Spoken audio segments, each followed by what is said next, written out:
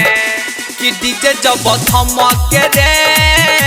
कावड़िया सनक रे कि बम सब सनक रे कि डीजे जब धमके रे कावड़िया सनक रे कि बम सब सनक रे रे बात नहीं माने नचला बम फाने रे बात नहीं माने नचला बम फाने चिलम में गाजा जब धनके रे कि डीजे जब धमके रे कावड़िया सनक रे कि बम सब सनक रे भोले बाबा के चेला जाइलत बखड़ा अकेला होई भोले बाबा के चेला जाइलत बखड़ा अकेला डीजे मनीष रक्सौल कठिन डगरिया कूदत फानत सब केहू चलता भोला के भगती में मगन बारे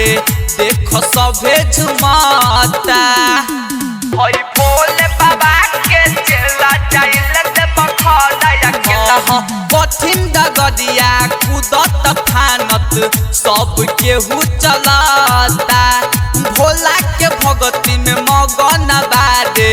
देख सभे झुमता रे बात नहीं माने नचला बम फाने रे बात नहीं माने नचला बम फाने चिलम में गाजा जब धनके रे कि डीजे जब धमके रे कावड़िया सनक रे कि बम सब सनक रे कि डीजे जब धमके रे कावड़िया सनक रे कि बम सब सनक रे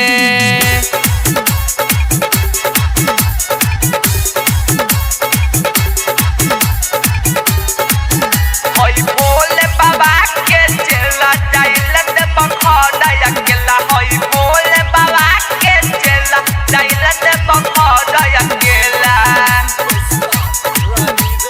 डीजे मनीष रक्सौल